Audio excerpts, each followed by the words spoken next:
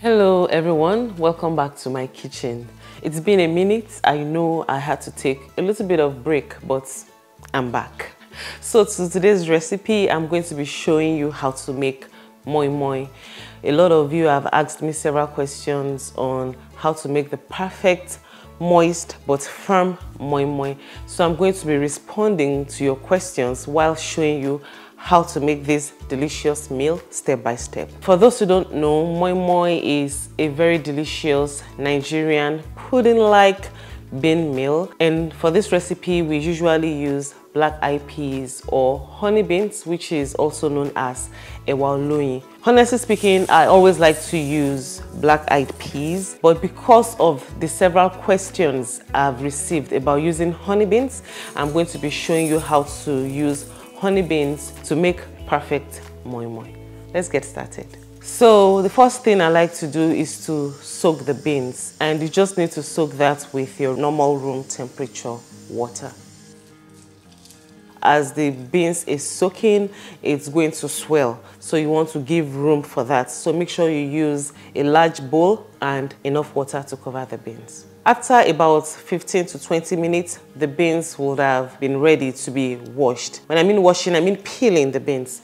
There are several ways of peeling the beans. You can use the traditional method by using your hands to rub on the beans and the skin will fall off. Or you can use a blender. I've always loved using a blender, but what I discovered recently is that when I use a blender, my beans end up being crumbled. While that is not going to affect the taste of the beans, it does affect the appearance. So if you are kind of OCD like me, it's better to use food processor.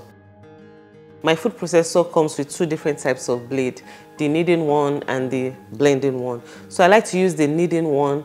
That one will not break my beans at all.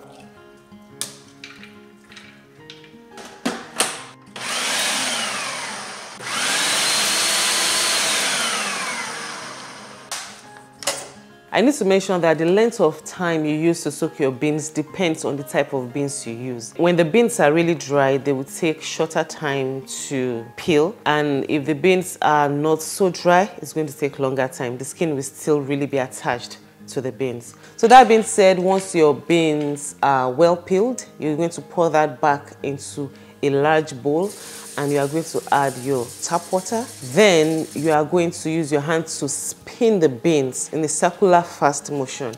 In that way, the skin of the beans will float over the water, and then you can use your sieve to sift that away. So you are going to repeat this a couple of times, and before you know it, your beans is going to come out clean. I like to do one more thing before blending, and that is to remove any stones or debris from the beans. I swirl the beans again and kind of use my hand or a sieve to scoop the beans, not touching the bottom because I want the stones or debris to settle down. Once your beans are well peeled, again, if you feel the beans are not soft enough, don't blend. If you blend them at that point, the moi moi is not going to turn out nice. So you want the beans to soak for a little more, just in case they are still hard. It's now time to blend our beans. When I'm blending, I like to blend with my bell peppers, my habanero, onion, crayfish, salt, and seasoning powder.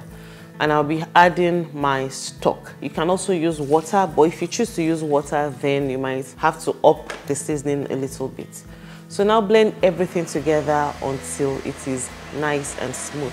You don't want to add too much liquid because your moi moi is not going to end up holding together if there's too much liquid. Now look at the texture of my blended moi moi. It's looking so nice, well blended. So I'm going to just add my oil at this point and mix that together until it is fully blended.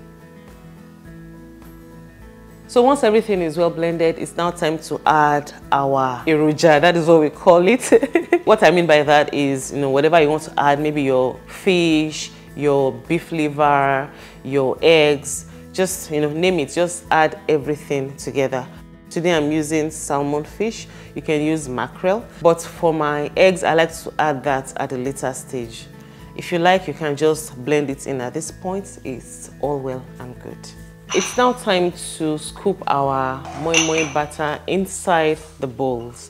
So today I'm going to be using my small ceramic ramekin bowls. You can use your baking dish, you can use cans, just play around with it, it's up to you. So before I scoop my moi moi inside the bowls, I like to grease them with oil, and this helps to prevent the moi moi from sticking inside the bowl.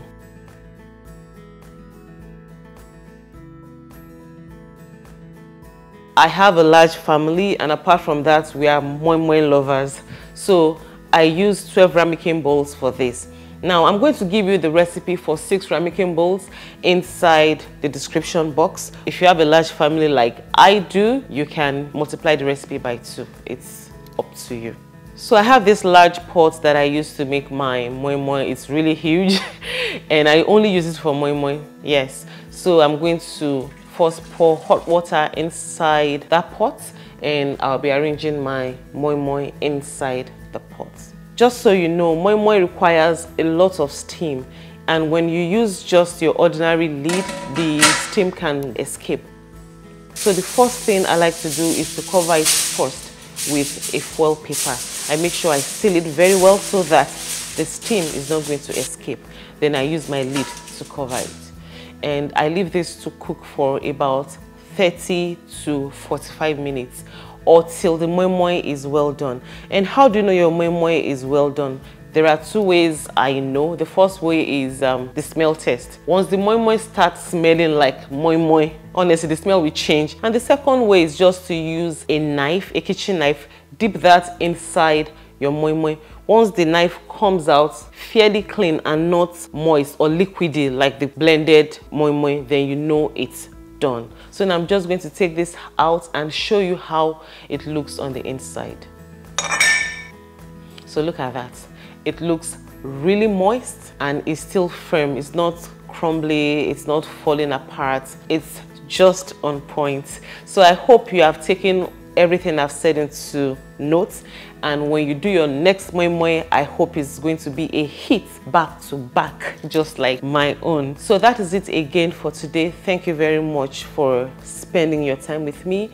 As usual, if you have any question, feel free to leave them down for me in the comment section down below. If you have any contribution or any other way you make your moi moi apart from this, we are all learning, feel free to share that with us as well. Stay well, keep on cooking, keep on enjoying, and I'll talk to you in my next video.